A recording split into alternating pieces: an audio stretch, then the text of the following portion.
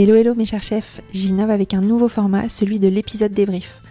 Si vous avez écouté un épisode et qu'il vous a plu et que vous voulez vous remettre les idées au clair sur les messages que notre invité nous a fait passer, si le thème d'un épisode vous plaît mais que vous n'avez pas le temps de l'écouter en entier, ce format est fait pour vous. Donc place au débrief du jour. Aujourd'hui, je voulais vous débriefer de l'épisode avec Sonia Carballo, l'invitée de l'épisode 62, qui est aussi ma professeure de yoga, ici à Carnac, là où j'habite en Bretagne. Alors avec Sonia, nous avons abordé 3 notions clés qui peuvent vous aider dans votre rôle de chef. La première notion, c'est la conscience du corps. Je pense qu'on est nombreux, je m'inclus parce que ça m'arrive encore évidemment, mais à être un peu dissociés de notre corps, de ce qui se passe en nous.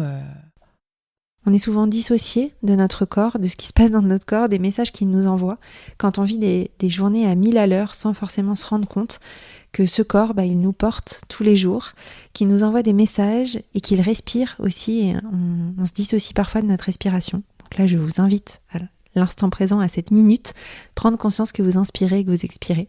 Et pourquoi c'est un message important pour moi de vous faire passer dans cet épisode sur la conscience du corps, c'est que plus de la moitié des personnes que je suis en coaching arrivent dans une situation de mal-être parce qu'elles se sont déconnectées de leur corps pendant trop longtemps. Et sans du tout leur jeter la pierre et sans jugement, mais bien souvent ce que j'observe c'est que c'est la cause d'un quotidien très chargé, trop chargé. Et vraiment avec cet épisode, je veux vous inviter à vous y reconnecter le plus souvent possible, quotidiennement si c'est possible, et de prendre conscience des bienfaits de cette connexion. Et si vous êtes de passage à Carnac, en Bretagne, venez vraiment tester un cours avec Sonia au studio Nomade ou offrez-vous une retraite qu'elle organise en France ou en Europe, généralement au beau jour et à l'automne, et qui sont ouvertes à tous, vraiment, que vous soyez breton ou pas, et quel que soit votre niveau, donc que vous soyez débutant ou plus expérimenté.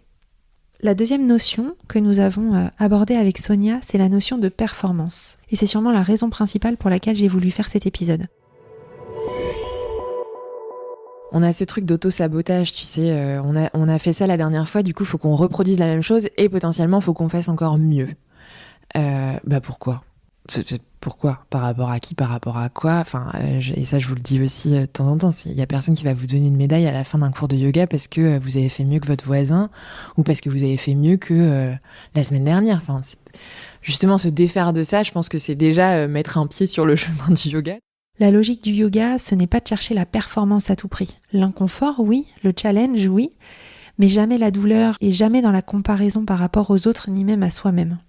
Et ça, c'est vraiment important, c'est vraiment un enseignement qui, moi, m'a beaucoup aidé dans mon rôle de chef d'entreprise et dans ma manière aussi de voir la pratique de management, plus globalement les relations en entreprise.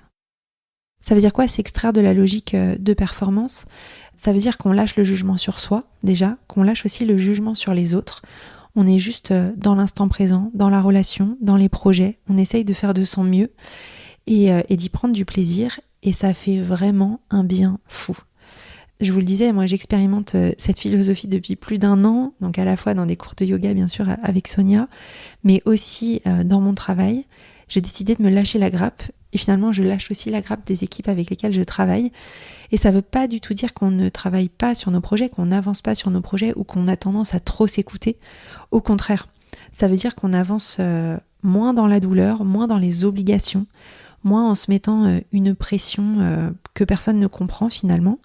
Et le résultat, c'est qu'on va beaucoup plus vite, c'est qu'on est beaucoup plus créatif, c'est que chacun est à sa juste place, chacun exprime sa singularité, participe au projet avec sa singularité.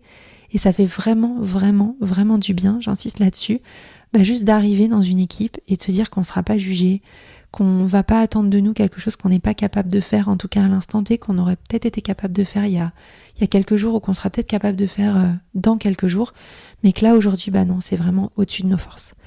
Voilà, donc ça c'est vraiment aussi un des messages importants et une philosophie avec laquelle je vous invite à revoir votre rôle de chef. La troisième et dernière notion que nous avons abordée avec Sonia, c'est le respect de sa propre condition.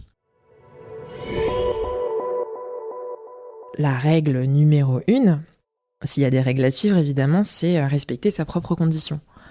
Apprendre à se respecter soi, avec ce qu'on est capable de faire, sans chercher plus, sans même forcément aller jusqu'à sa limite, tu vois, s'arrêter en deçà et c'est tout et faire avec ça. Parce que moi je suis pas dans votre corps, je sais pas ce que vous ressentez à l'instant T, je peux que vous guider vers ce que je sais. Et c'est à vous, en fait, finalement, d'être vos propres enseignants, quoi.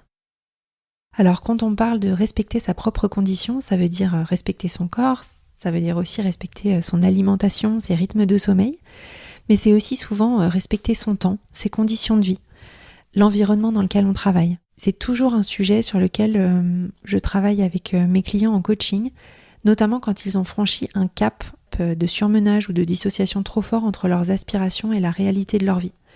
Et par rapport à ça, Sonia nous rappelle aussi que c'est à chacun d'entre nous de mettre nos limites. En tant que professeure de yoga, elle ne peut pas savoir ce qui se passe dans notre corps, donc elle nous apprend plutôt à identifier les moments où on va trop loin, où parfois on est dans la douleur. Et c'est pareil pour le rôle de chef finalement, qu'on soit chef d'équipe ou chef de sa vie, comme j'aime bien le dire. On ne sait pas ce qui se passe dans la vie de nos équipes, mais on peut partager nos intentions, on peut partager ce qui est OK ou ce qui est non OK, et accompagner nos équipes dans la prise de conscience de ce qu'ils vivent et de ce qu'elles vivent. Et donc bien sûr, tout ça commence par nous. Ça commence, et là je refais la boucle avec la première notion, ça commence par la prise de conscience de ce qu'on vit, et notamment de ce qu'on vit dans notre corps, parce que bien souvent, et même tout le temps, notre corps nous envoie des messages bien plus tôt que notre cerveau. Voilà, j'espère que ce nouveau format de débrief vous plaît et vous a été utile. Dites-moi si c'est le cas, ou pas du tout, sur le répondeur de chef ou sur les réseaux sociaux. Je vous dis à très vite pour un nouvel épisode.